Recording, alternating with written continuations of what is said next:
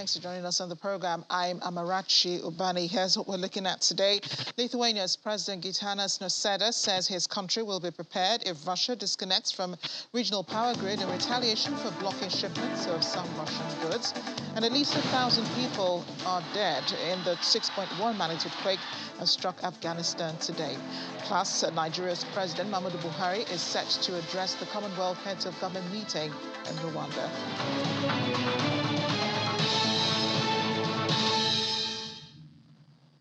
So let's begin with the latest out of Ukraine. German Chancellor Olaf Scholz has advocated massive funding for Ukraine to help rebuild after the devastation brought on by the Russian invasion. Speaking to German Parliament today, Mr. Scholz said reconstruction would be a task for generations. He cited the U.S. initiative to help Western Europe rebuild after World War II and said he had invited President Volodymyr Zelensky to participate in the G7 summit starting Sunday. Meanwhile, the International Energy Agency says Russia may cut off gas to Europe entirely as it seeks to bolster its political leverage amid the crisis in Ukraine. IEA Chief Fatih Birol said this in a statement in which he added that he would not rule out Russia continuing to find different issues to find excuses to further reduce gas deliveries to Europe and maybe even cut it off completely. And Russia says it's exchanging official signals on the issue of American fighters in Ukraine, though Russia says it did not see Washington's readiness to deal with the issue seriously. But of course, there's Lithuania's President Gitanas Nausėda, who's saying his country will be prepared if Russia disconnects it from the regional power grid in retaliation for blocking rail shipments of some Russian goods to Moscow's Kaliningrad enclave. But no military confrontation is expected. He said this after the Kremlin warned Lithuania on Tuesday Moscow would respond to the ban on the transit of goods sanctioned by the EU to Kaliningrad in such a way that citizens of the Baltic states will feel the pain. With relations between Moscow and the West at a half-century low over Russia's invasion of Ukraine, Lithuania banned the transit of goods sanctioned by the European Union across its territory to and from Kaliningrad, citing EU sanction rules. Kaliningrad is sandwiched between NATO members Poland and Lithuania and supplied by rail via the territory of Lithuania. Lithuania shut the route for transport of steel and other ferrous metals from mainland Russia on Saturday, saying it had to do so under EU sanctions that took effect that day. Ukrainian troops are withdrawing from the outskirts of Severodonetsk, the city of Luhansk, while using butterfly mines to hinder the movement of Russian forces. And pro-Russian militants, local militia members are telling those on the ground. Now, at present, 80% of Severodonetsk is controlled by Chechen special forces and Luhansk militia forces who are shrinking the encirclement of the key stronghold of the Azot chemical plant. At the same time, Ukraine says the Azot plant does not have an air raid shelter like the Azov steel plant. Currently, about 300 civilians are trapped in the plant. Ukraine has asked Russia to open a humanitarian corridor and evacuate the trapped people of Lysychansk. A battle around the plant has become complicated as Ukrainian forces are taking advantage of the lakes to the southeast of the plant to hold on, with high possibility of receiving replenishments. Large-scale forest fire, probably caused by the exchange of artillery fire, has also made the situation quite precarious. But Ukrainian Defense Ministry today released a video of what he said was a serviceman calling a Minigrad on the wheels.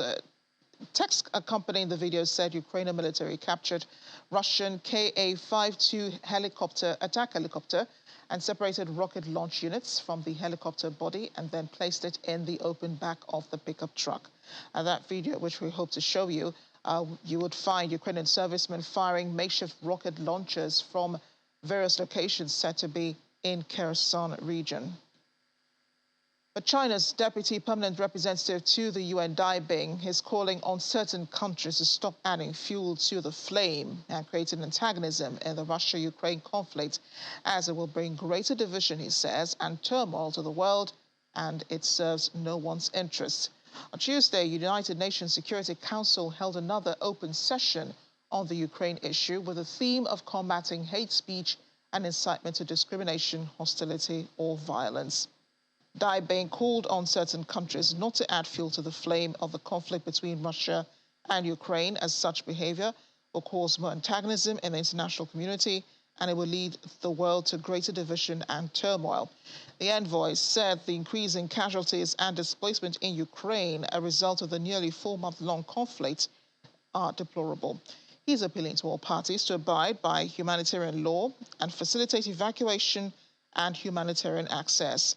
The international community and humanitarian agencies should continue to increase humanitarian assistance to the Ukrainian people, he says, and make every effort to mitigate the damage caused by the conflict. Let's bring in international affairs commentator Adam Roosevelt. He's in the United Arab Emirates. Adam, great to see you, and I appreciate your joining us this evening. And let's just begin, with some of these comments, that are trailing, that are online today. First of all, the Chinese Deputy Permanent Representative calling on all parties to stop adding fuel to fire. China's been rather silent, during this invasion of Ukraine by Russia. What do you think its role has been, while it stands on the sidelines? Because we know that they have been, playing puppet master behind the scenes. Well, first I'll say it's good to be with you. And as we continue unpackaging this, we have had a lot of activity to the point of China's position. They will continue to remain strategic because their role is to be in their objective to be a liaison, a mediator between the multiple parties, because they're about the economic relations for China long-term in their strategic plan, which they were on track to outpace the United States, and they are still trying to do that. This conflict has slowed these things down, but they will position themselves to be a liaison between these multiple parties. And that is how China does operate, isn't it? They don't get involved directly in a crisis, but they stand on the sidelines and they ask countries to talk. They ask for, interventions, diplomacy, discussions taking place. How come they haven't encouraged much of that, in this since this war started?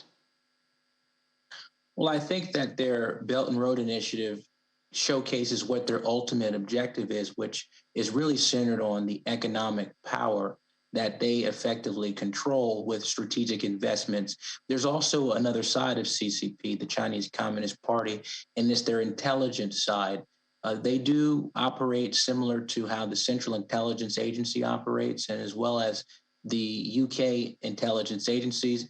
And it is about positioning, and in this particular objective, they are about positioning themselves in the middle. So they're going to remain quiet and effectively push the buttons where they can to put themselves as the mediator, to emerge as one of the leading voices as a mediating party. A prime position it must be. And how serious do you think this ban that Lithuania has placed on some goods coming into Kaliningrad could impact on the war in Ukraine? Russia is infuriated by the move already. Well, I will tell you that President Putin has already worked with his cabinet ministers, his officials, to look at the supply chain. And one of the first things that he would have done is looked at the traditional supply routes and also looked to create new non-traditional supply routes, which he could leverage smuggling routes, which isn't often discussed. But the governor of Kaliningrad has stated that 40 to 50% of the import and export of goods coming through that location to Russia would be impacted. But I think President Putin is a strategist, and he understands that he would need to redraw the lines of supply chain and the routes to make sure he has a strong position from a supply chain perspective. But he's threatened Lithuania. Do you think, they can be absolved, or, the European Union or NATO could absolve them, from Russia's wrath? Well, I think that Russia wants to make sure that these parties don't continue to encroach further and impact their ability to oppress the Ukrainians further. So I think that they're going to threaten with cutting this Lithuania from the power grid, the common power grid. And that's going to be one of the major threats. The EU and NATO is very limited based on what else they can do today outside of sanctions, outside of supplies to the Ukraine. They've used every tool in their arsenal today. So I think right now, Russia does have a position that they can take beyond just the threats of energy grid cutting them off from that. They can ask OPEC as well as the UAE, India, and the Eastern allies to put some unconventional pressure on this particular party. I'm glad you mentioned the issue of sanctions because we've been watching from here and haven't seen much impact they've had on Russia. In fact, Russia says the West is trying to isolate the country, but the West is suffering the more, from these sanctions it's imposing on Russia. So do you think, that there are any other moves, that the West could take on Russia, could probably force its hand to eventually stop this war? Honestly, I think that they've played the best hand, the West, and from their NATO ally perspective and from the European Union perspective, really one and the same in terms of coalition and strategizing. But I would say that they've played the best tools they've had available, which unfortunately the Ukrainians are running out of time, even with the dedication of money, resources, intelligence. They don't have the capability to hold back the Russian offensive forever. You know, as well as I know, that some recent figures were published in terms of how much Russia occupies the Ukraine. Last week, the number was 20%. I think Putin is going to go for 30 to 35%, expanding eastward and taking larger parts of the Donbass region. But I do think that Russia's on track to move in a direction of more control and occupation. And now leaders are looking to the future for Ukraine, discussing reconstruction, rebuilding. German Chancellor Olaf Scholz compared this to after the Second World War. Are there really similarities here? Do you think Ukraine would get the same treatment as those other nations back then? It depends on the use case scenario. Following World War II, for example, the conditions were very different. The investor, if you will, had a lot of control on the future of the country's state because it was so degraded that people were in a position where they were going to be very dependent on a foreign host. In this particular case, they're not going to, in the foreseeable future, join NATO. They're not in the foreseeable future, potentially even going to be able to join the European Union. So there will be a very difficult conversation about investing into a region that is not a part of a membership. And I think the Reconstruction era will have major challenges that have not been addressed, but we won't be able to address that until this war is over. Wow. And this war is entering another phase. Ukraine wants more weapons, as you rightly mentioned earlier. They want long-range rockets. Russia's hitting on more territories. How clear is this special military operation that Russia is taking on in Ukraine, and what the plan, what the end game is for the Russian government? Well, I think the end game phase number one was to destabilize the region and cause as much havoc. And the way you do that is you strike strategic infrastructure across multiple industries, construction, real estate, military locations. They have been very successful in carrying out infrastructure degradation in terms of strikes. Now we're entering the phase where Russia is looking to expand eastward, take larger parts of the Donbass region. And as I mentioned, 30%, 35% of occupation is probably the target.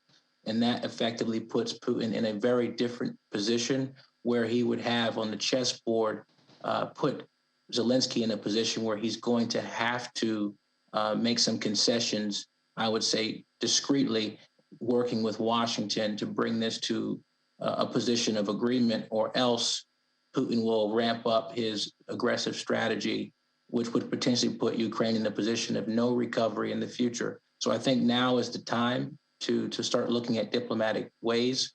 And other strategists also agree with me as well, who've made statements that this war will not last years. We're approaching a time frame where, unfortunately, resources are not making it to the front lines. They will not be able to hold out. You say the war will not last years, like the NATO Secretary General Jens Stoltenberg has alluded to. I think it was this week on Sunday that he said that. Um, but the position of the United States in this, I mean, the U.S. wants to approach things diplomatically, but yet they're supplying Ukraine weapons. And that's a bit confusing, for the Russian government. They're saying you want peace in Ukraine, but you're still supplying weapons. How does this line of diplomacy work, and what could be the result?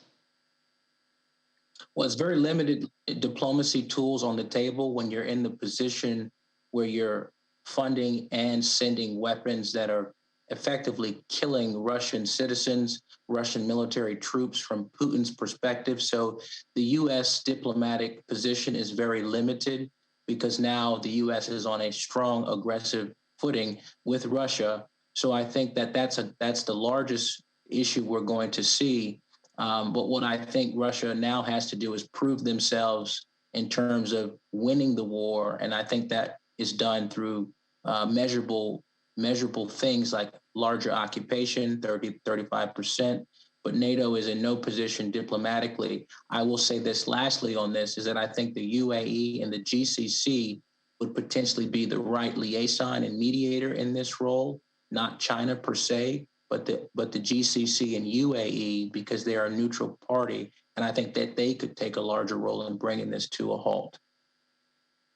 It does kind of make sense. You would need neutral powers to intervene, probably why China is calling for everyone to stop adding fuel to the fire. Let's talk about the man himself, Volodymyr Zelensky, the Ukrainian president. Many have criticized, well, many analysts, I must say, have criticized the way he's handled events leading to the war and then throughout the war, and say he probably made a mistake taking on Russia. What do you say?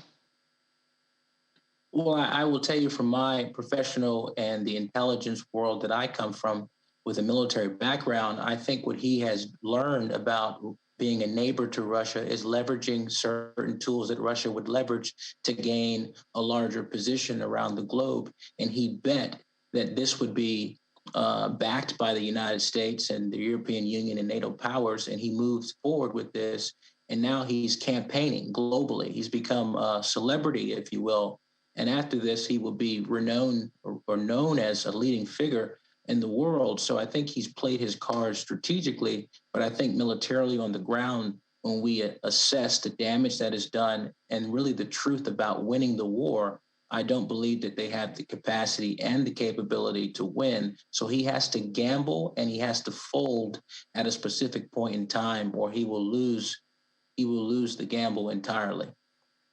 Do you think he's losing already? Well, I think from a public relations perspective, he has gained a lot of notoriety.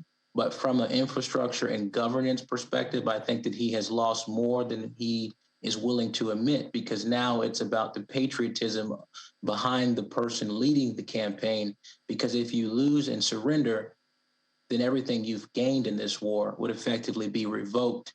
And it's an embarrassing position to be in, because now what is next? It's subjugation. Thank you so much, Adam. Appreciate your analysis this evening. My pleasure. Thank you.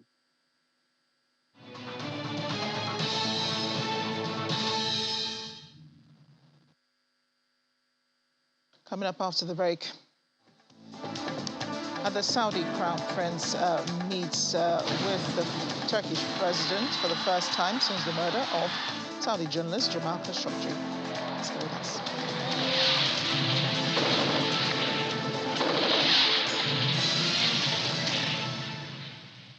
Welcome back. Saudi Crown Prince Mohammed bin Salman has arrived in Turkey for the first time in years for talks with President Recep Erdogan aimed at fully normalizing ties that were ruptured after the murder of Saudi journalist Jamal Khashoggi. The visit marks a step in Prince Mohammed's effort to rehabilitate his image beyond the Gulf and comes as Erdogan seeks financial support that could help relieve Turkey's beleaguered economy ahead of tight elections for the president. Back in April, Mr. Erdogan held one-on-one talks with Prince Mohammed in Saudi Arabia after a months-long drive to mend relations between the regional powers, including dropping the Turkish trial over Khashoggi's 2018 murder in Istanbul. Erdogan said last week he and Riyadh's de facto leader would discuss to what much higher level they can take ties during talks in Ankara.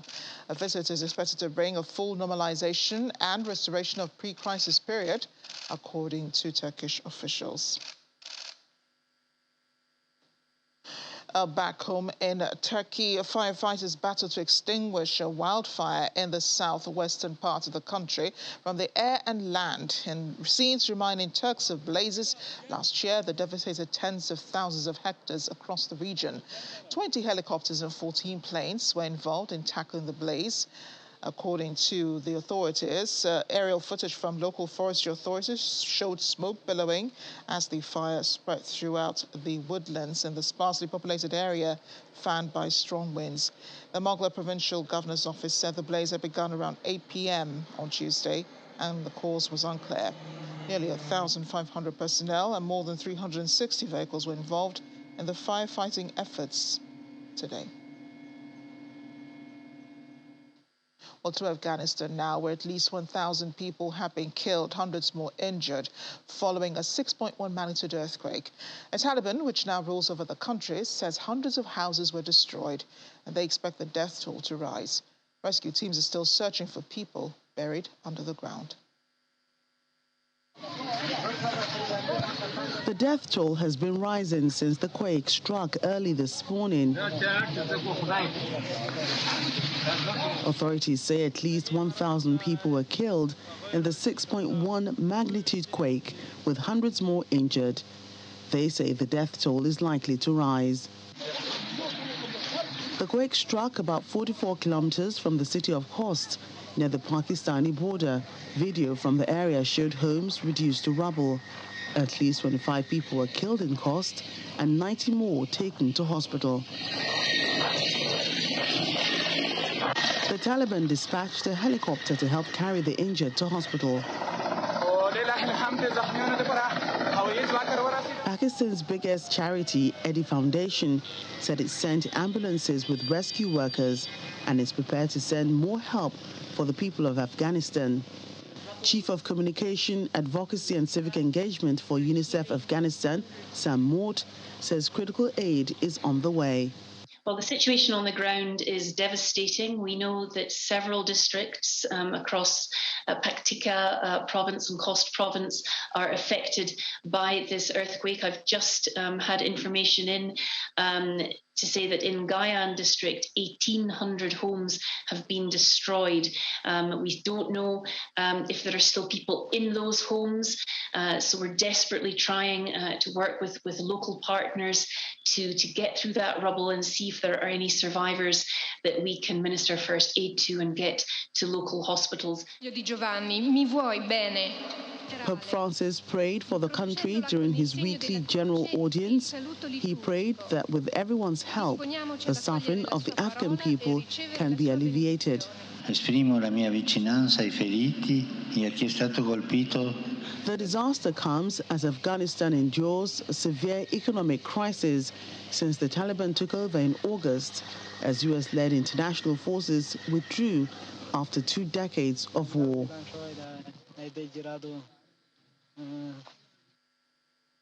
The VOA's Ayaz Gal is in Islamabad in Pakistan. Ayaz, thank you for joining us on the program.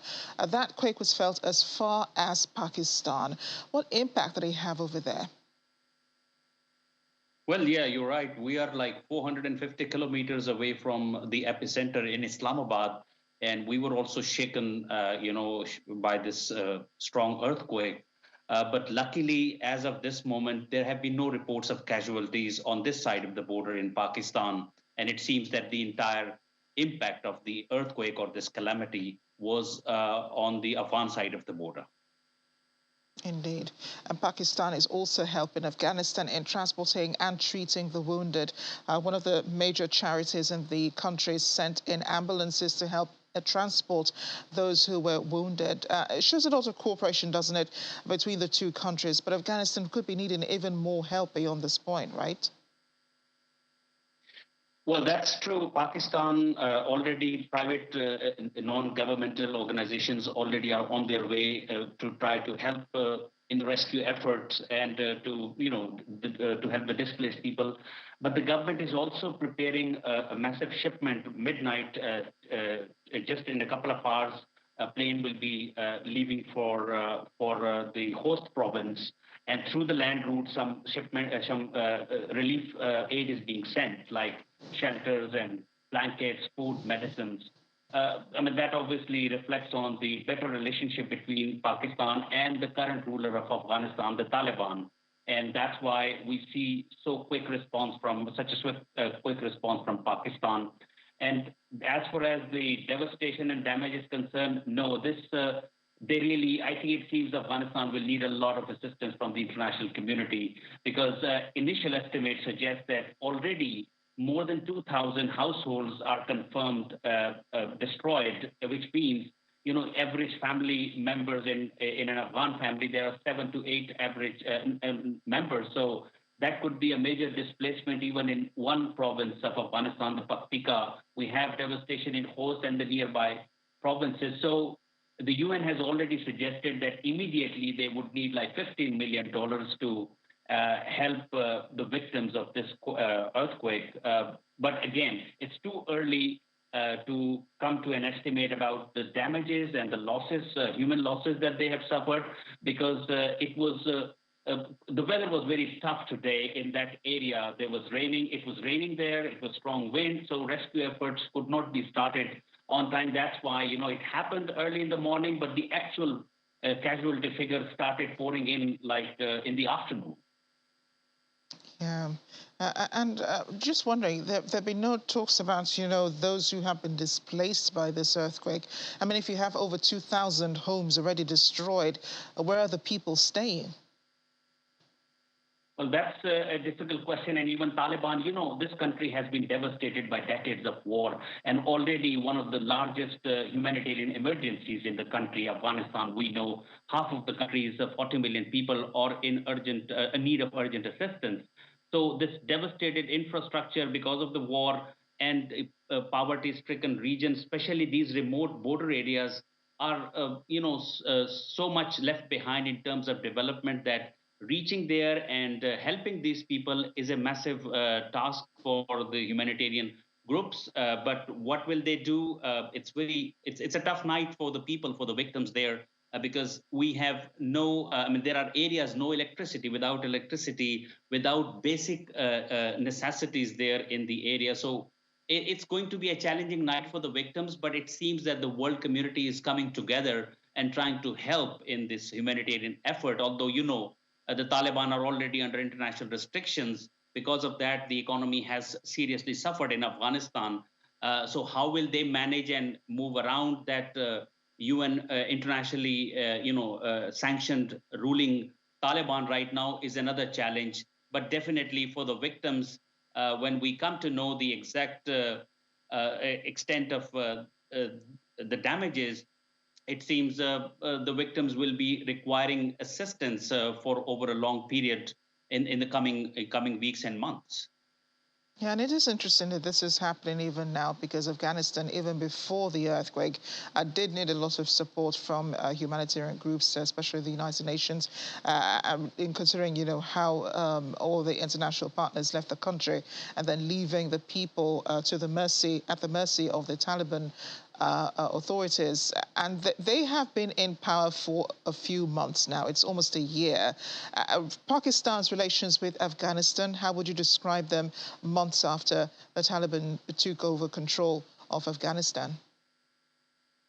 Well, as you know, when the Taliban were in control of Afghanistan back in the 1990s, Pakistan was one of the 3 countries that had recognized the Taliban government at the time. And right now we see Pakistan is closely engaged with the new rulers in Afghanistan. And it is because we also know that when the United States invaded Afghanistan after September 11th terrorist attacks in 2001, the Taliban moved back to this side of the border, regrouped, and they launched this insurgency, which continued for 2 decades. And ultimately, Taliban came back to power. And we know also that Pakistan played a key role in helping this insurgency to expand and sustain. So obviously, Taliban, with them in Kabul as the rulers right now, we see this traditionally strained relationship between Afghanistan and Pakistan is improving by the day, and the Taliban are also helping on their part Pakistan by taking care of the terrorist groups which have been engaged in cross-border attacks against Pakistan. And as a result of the mediation of the Taliban, that Pakistan is currently holding peace negotiations with the so-called Pakistani Taliban who have taken refuge in Afghanistan. And this peace dialogue is being mediated by the Taliban and is being hosted by the Taliban. So that shows the tremendous improvement in relationship. And that's why we see there's a lot of effort. Even today, the Prime Minister of Pakistan urging all the institutions to put together as much as help and bring it to Afghanistan as quickly as possible. Yeah. Ayaz, thank you so much for bringing us up to speed on this, and do stay safe. Thank you. Well, one area dealing with natural disasters will be Bangladesh. We're monitoring for some days now the floods inundating towns and small cities. The military in the country intensified its efforts today to help rescue millions of people still trying to survive the situation and trying to make the most of it after the heavy rains unleashed catastrophic flooding across a quarter of the country. At least 36 people have been killed, 4.5 million already stranded, according to authorities. The floods also threatening to disrupt agriculture, infrastructure, and clean water supply. International aid organizations are working in Bangladesh. They're saying the situation is extremely grim and the scale of the impact of the floods is becoming apparent as communications are being restored. Or crossing into India, rescuers evacuated people stranded in heavy flooded areas in the northeastern Assam state, also affected by the floods in Bangladesh, where heavy monsoon rains are hitting, also hitting in India as well. They cause rivers to swell, especially the Brahmaputra, causing many to flee to safer areas. India's National Disaster Response Force said workers used ropes to pull people out of flooded areas, who took them in rafts after rescuing them from their inundated homes. They said 14 teams with more than 70 boats and over 400 men were pressed into action in the flood-ravaged state. A team brought about 14,200 people trapped in the floods to safe places, and about 5.5 million people have been displaced, 3.7 of them staying in government-run makeshift shelters on raised embankments or on other higher ground. Well, flood relief is also coming underway to parts of southeast China inundated by floods. 2 provinces upgraded flood warnings a day earlier following weeks of pounding rain. In Yingde, located in China's most populous province of Guangdong, personnel in military uniforms deployed to place sandbags along the banks of the Beijiang River. Authorities said they raised the flood alert for the river to level 1, which is the highest. In Jiangxi province, authorities also raised the flood red alert after 485,000 people in 9 districts were affected. Rescuers were seen assisting people into speedboats and transporting them over flood waters. This spell of heavy rain across southern provinces is expected to peak yesterday and forecast to shift northwards from today. A summer rainy season brings floods to China almost every year. But environmental groups say climate change can bring heavier and even more frequent downpours. Health now, as South Korea has confirmed its first case of monkeypox virus, pledging to strengthen monitoring and response systems as it raised the alert level to caution for the infectious disease. The Korea Disease Control and Prevention Agency, the KDCA, says a South Korean citizen who is receiving treatment at the Incheon Medical Center after showing symptoms while entering the country from Germany on Tuesday afternoon tested positive. The agency raised the alert level for the infectious disease to caution, the second of the country's 4 levels upon confirmation of the virus case. It said it will step up monitoring by designating areas that require strengthened quarantine management, mainly among people from countries where monkeypox occurs frequently. Early in June, South Korea designated monkeypox as a second-degree infectious disease, according to its 4-tier system, with 22 contagious diseases, including COVID-19, cholera, and chickenpox being included in the same category. The number of U.S. COVID cases are trending downwards, despite hospitalization admission rates slightly increasing. The White House and the Center for Disease Control are hopeful the recent FDA approval for emergency use authorization for Pfizer and Moderna vaccinations for children under 5 will help to continue to reduce the rates of infection and hospitalizations. Our Washington correspondent, Maria Bird, has more. In the U.S., children ages 6 months to 5 years old are now eligible for both the Pfizer and Moderna COVID-19 vaccines. This is a major milestone in the fight against COVID, as this age group's infection rates have been increasing in recent months. It's a big deal because this is nearly 18 million kids that fit in that age range who are going to benefit from these vaccinations. And uniquely, this is the most diverse age band of any that started vaccinating. Nearly 50% of this group are children of color. So it's a big deal for us to make sure that we're protecting those kids, protecting those families. It's not lost on us that hundreds of kids under the age of 5 have died from COVID-19, more than what we see with the flu in a typical year. And so if we have a tool that can help prevent even one of those kids from dying, we want to make sure that's getting into the communities that need it the most. Many parents of children in this age group are anxiously excited to get their young children vaccinated. The last 2 years, we spent a lot of time in the hospital. But since she's been home, we've spent a lot of time at home and away from family and friends to keep her safe because she does have a trach and she has chronic lung disease. So it's important that she stay safe. So it's been very isolating, to say the least, and we're just excited for today to get her out and being able to be around family and friends and kids her age. While many parents are eager to have their children vaccinated, there are some parents in the U.S. that are still skeptical about vaccinating their young children. Well, this idea of not vaccinating kids, it's not new, it's not born from COVID, but we know there are unique dynamics with COVID-19, sometimes that fall along political lines, sometimes that just fall along the lines of misinformation or the lines of just a lack of familiarity with this vaccine. We understand all of that. We understand that's all at play. And so I mentioned there are going to be a lot of different folks who we're staying close to as we get this science back on this. So we'll be in constant communication with America's pediatricians and family doctors, with the clinics that are going to be providing regular care for these patients, making sure they know the latest and up-to-date information so they can share that with their patients. Children under the age of 5 were the last group of Americans that were waiting on FDA approval. Many medical experts are hopeful that vaccine rates for all Americans will increase as a result of the most recent COVID-19 vaccine eligibility, as this will mitigate COVID-19 spread within households, which many are hopeful will lead to drastic reductions of COVID-19 rates across the U.S. From Washington, Maria Bird, Channel Television News. Still ahead on the world today. Elvis-themed weddings to continue in Las Vegas after some chapels reached agreements with his estate. That's in a moment. Join us again.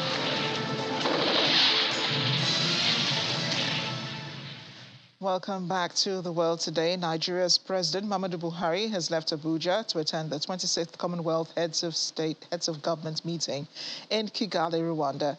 The president will join other leaders to participate in discussions focused on the progress and prosperity of the more than 2 billion people living in the 54 independent countries in Africa, Asia, the Americas, Europe, and the Pacific, and make up the Commonwealth. The theme for the event is delivering a common future, connecting, innovating, transforming the heads of government are expected to reaffirm their commitment to upholding the Commonwealth Charter, which focuses on democracy, human rights, the rule of law, economic opportunities, and sustainable development. President Buhari will be attending the official opening ceremony on June 24th, that's on Friday, followed by high-level meetings of heads of state and government. The president is also scheduled to deliver remarks at the high-level session on health and participate in an intergenerational dialogue for youth, and then hold bilateral talks with some leaders from Commonwealth countries. Well, speaking of the youth, the Commonwealth Youth Forum, which is held in parallel with the biennial Commonwealth Heads of Government meeting, did take place in Kigali between the June 19th and 21st, with a theme, Taking Charge of Our Future. A Commonwealth Youth Forum during Chogam provides an opportunity for young people of the Commonwealth to build cross-cultural connections and networks, deliberate on youth-led initiatives, addressing emerging issues, impacting young people, strategizing on perspectives influence decision makers, and ensuring young people have a voice and agency in the future. This year's theme, Taking Charge of Our Future, captures the aspirations and ambitions of the new generation of leaders in championing an inclusive and prosperous Commonwealth where young people are key actors and equal stakeholders in shaping the future. The CYF reinforced young people's involvement across the Commonwealth in devising solutions to complex global challenges, as well as providing intergenerational spaces to enhance their ability to bring forward meaningful recommendations to the heads of government meeting. Kuwait's Crown Prince today dissolved parliament and called for an early election following a standoff between the government and elected assembly that has hindered fiscal reform.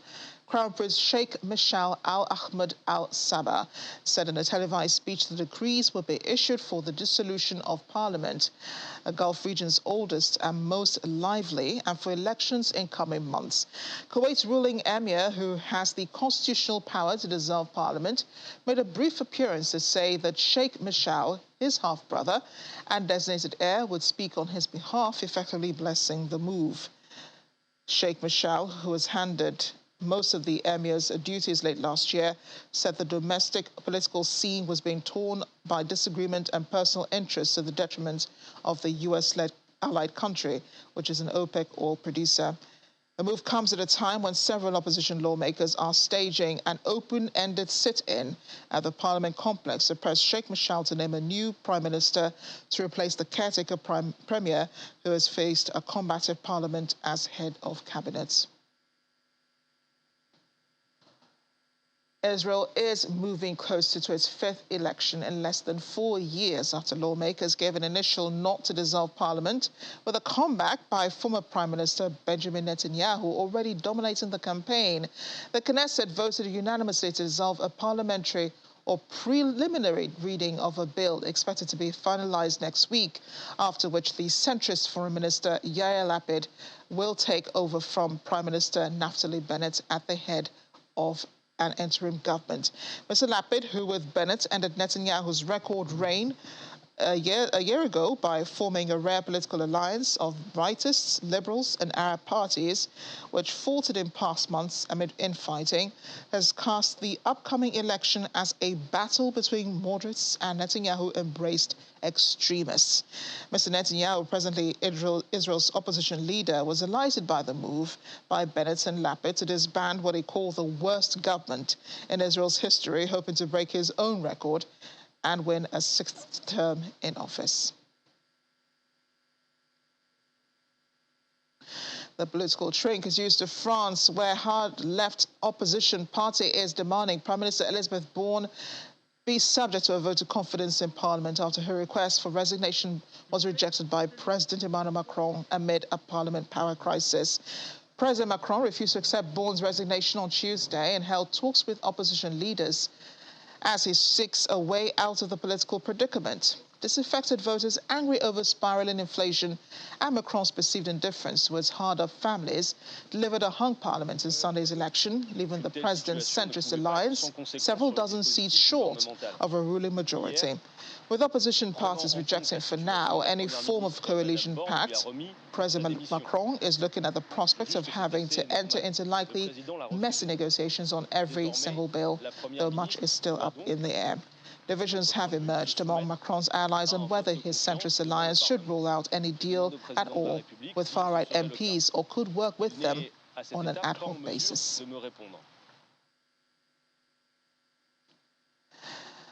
Well, Elvis-themed weddings will continue in Las Vegas after some chapels reached agreements with his estate. Several venues, some of which have offered the King-themed packages for decades, were left reeling last month after Authentic Brands Groups, which owns the rights to Elvis, sent them cease and desist letters ordering them to stop.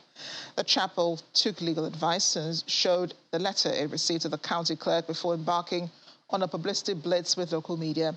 It says, ABG then reached out to apologize for causing alarm. I was heartbroken. I was unable to sleep. This is everything. This is my job. This is our family business, our livelihood. So without Elvis, we don't have a business. An Elvis wedding is a different experience. When you think of Elvis, you think of Las Vegas. You think of Las Vegas, you think of Elvis. They go hand in hand. They're kind of married, if you pardon the expression.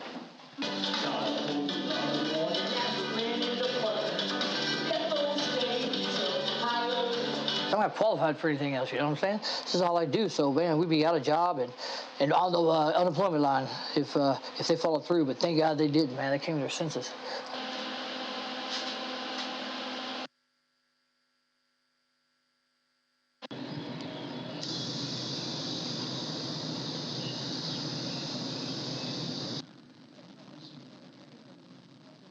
Well, revelers will be pouring into Glastonbury Festival today as the largest greenfield music festival in the world braces for travel disruptions due to Britain's biggest rail strike in 30 years. A festival which runs until Sunday with headliners including Paul McCartney and Diana Ross is going ahead for the first time in 3 years after cancellations in 2020 and 2021 because of the COVID-19 pandemic. I think we're playing the wrong video.